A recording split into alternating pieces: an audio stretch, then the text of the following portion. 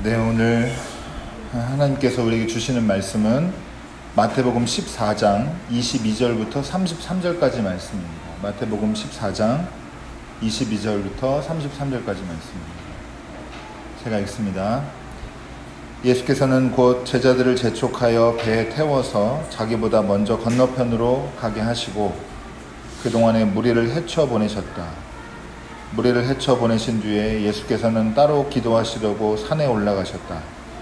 날이 이미 저물었을 때에 예수께서는 홀로 거기에 계셨다.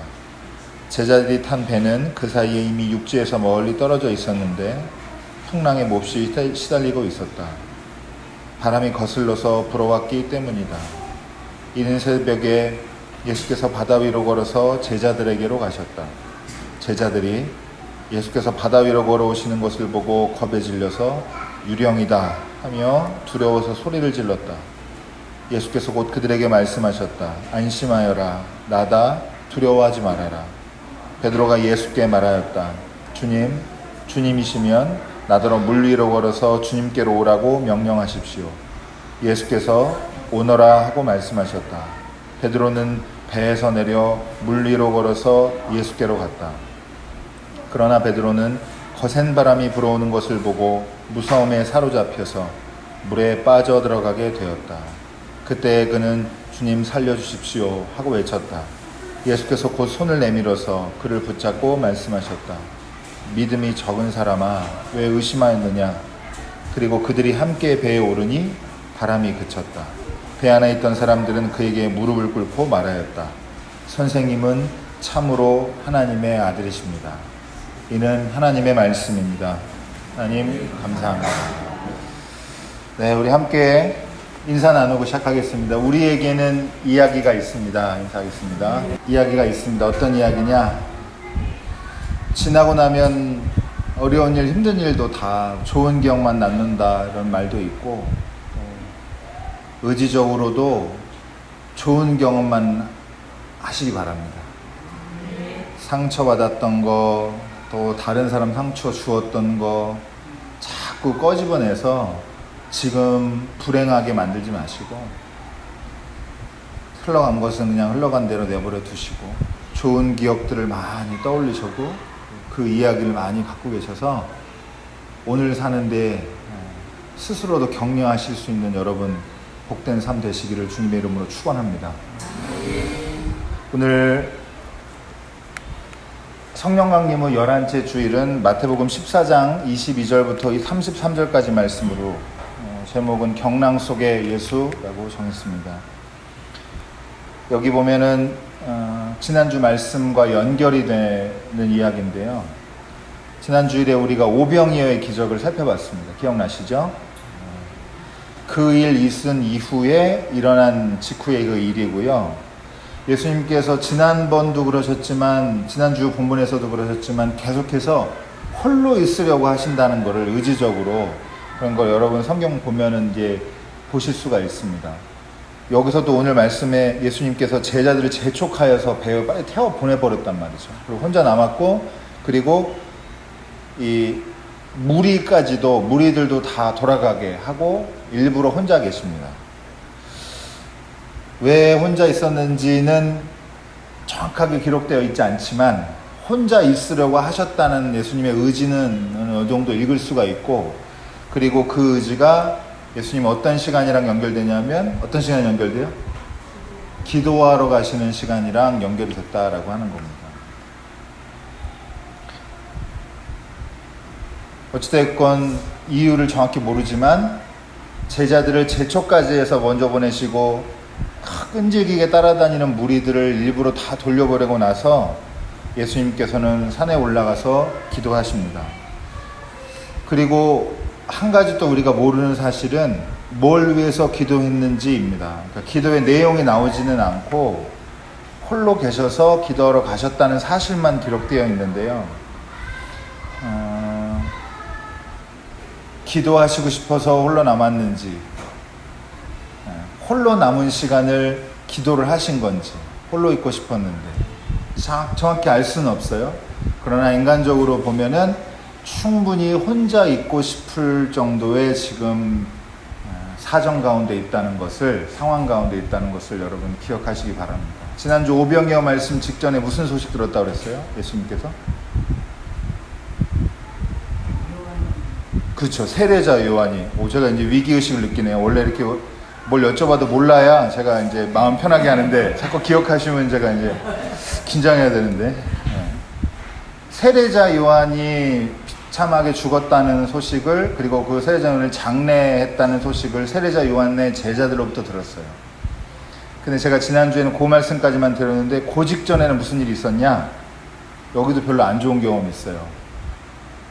예수님께서 고향 찾아가셨다가 탐탁치 않게 여기는 고향 사람들 때문에 뭐 상처 입으셨다 이렇게 말하기는 어렵지만, 어쨌든 예수님께서 부정적인 경험을 하고 온 후에 세례자 요한의 죽음 소식도 듣고 그렇게 이제 흐름이 되는 거예요. 그러니까 예수님 한편으로는 사람들 고치고 무리가 막 끈질게 쫓아다닐 만큼 인기도 많고 영향력 있고 권위가 있는 분이었지만, 한편으로는 계속 어떤 쪽에서 실패하거나 부정적인 그 경험들이 쌓여가고 있는 상황에서 복잡한 심경이었을 거로 저희도 충분히 추측을 할 수가 있습니다.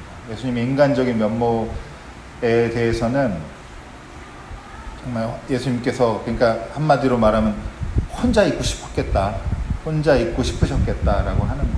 우리도 그렇잖아요. 우리도 이런저런 복잡한 일, 마음이 정리도 안 되고 자꾸 안 좋은 소식 들려오고, 고향 사람들도 고약한 게 말하는 건 되게 잘한다고 생각했거든요. 권능과 지혜는 놀랍다고 경탄을 했는데, 근데 뭐라 그래요? 요셉 아들인데, 마리아 아들인데, 이렇게 하면서 형제 자매들 다 우리 동네 사는데 아직 이렇게 하면서 탐탁치 않게 여겼다고 마태복음 13장에 기록이 되어 있어요. 그러니 복잡한 심경이었을 거고, 그리고 그 유명한 말 남기시죠. 고향에서는 선지자가 그 말씀 남기시고, 그리고 기적을 많이 행하지 않으셨다라고 기록이 되어 있습니다. 왜냐하면 믿지 않았기 때문에. 믿음과 이 기적에 연결이 되어 있다는 것을 다시 한번 확인할 수가 있는데요. 이렇게 어떤 면에서는 열광하는 대중들의 자꾸 날마다 진짜 해야 할 일로 넘쳐나고, 앞으로 가야 할 길도 멀고, 그리고 한편으로는 부정적인 경험들, 좋지 않은 소식들 들려오면서 이 복잡한 상황 가운데서 예수님 혼자 계셨고, 혼자 있음을 선택하심으로 기운을 얻으셨는지 이제 다시 길을 재촉을 하고 제자들과 합류하러 가시는데, 예수님 마음이 급하셨는지 풍랑 속에 바다를 걸어가십니다. 상남자예요. 배가 지금 못 들은데 여러분 기다리지 않고 그냥 걸어서 그냥 바다로 들어가신 겁니다. 뭐 이렇게 예능 프로그램에 나올 법한 상황인데, 이제 제자들 상황이 나와요. 제자들이 어떻게 됐냐? 먼저 간 배가 도착을 못하고 육지에서는 멀리 떨어졌는데 이제 거센 바람이, 풍랑이 불어와가지고 난리가 났습니다. 몹시 시달렸다고 돼 있는데, 이 사람들 대부분 어부기 때문에 그냥 웬만한 풍랑이면은 그렇게 막 움찔움찔하고 그러진 않았을 텐데 고생하고 어쨌든 시달리고 있었어요.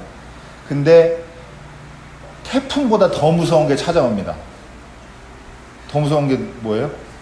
예수님이 태풍 한가운데서 바다를 걸어오는 예수님을 보고 그때 이제 난리가 납니다. 기겁을 하고 두려움을 이제 유령이다 해가지고 소리를 지르고. 여러분, 예수님이 이렇게 태풍보다 무서운 분입니다.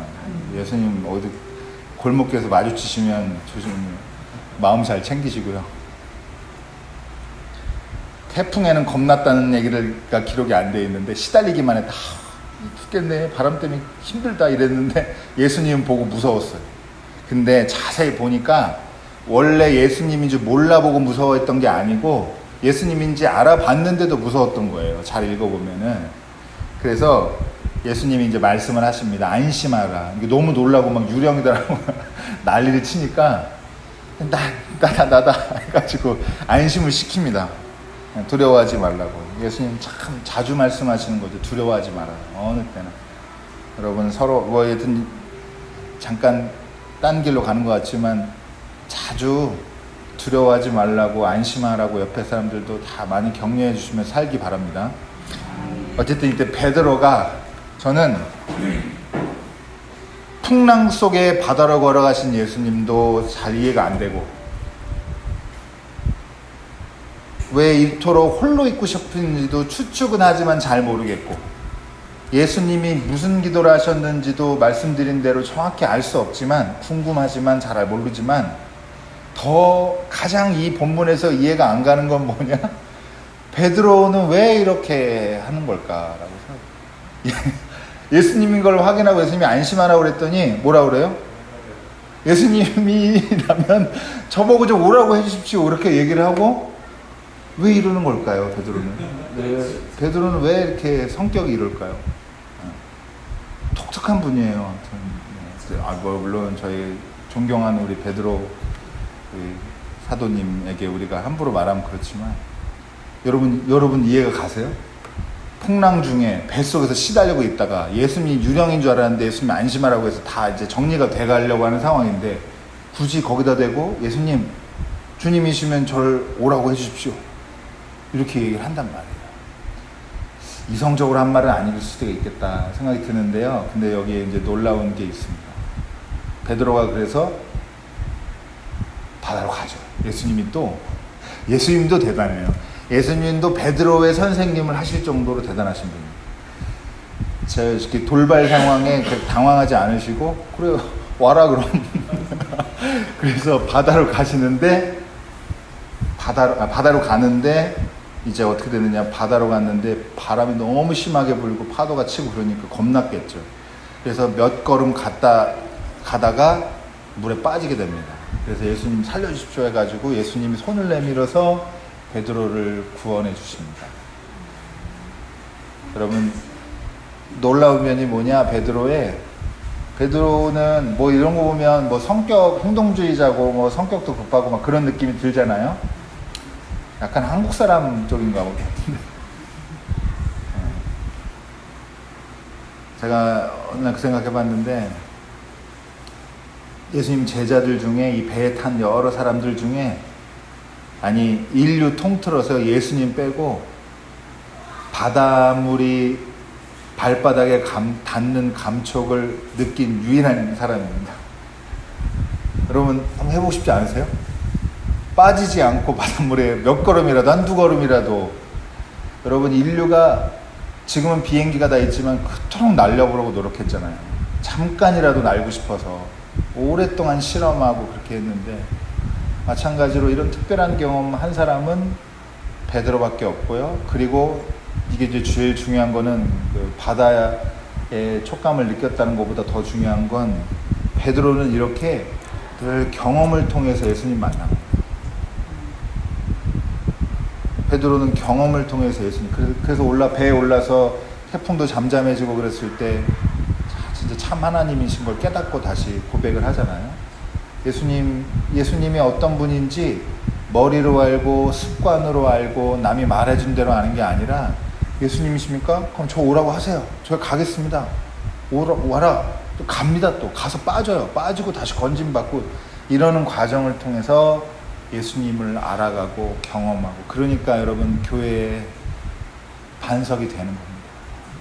이 정도 믿음이 있으니까. 여러분 다 우리 부끄러운 마음으로, 겸손한 마음으로 함께 저와 함께 질문 스스로에게 한번 해보시면, 나는 믿음이 있나? 나는 믿음이 있나? 우리는 믿음을 발휘할 일을 안 해요.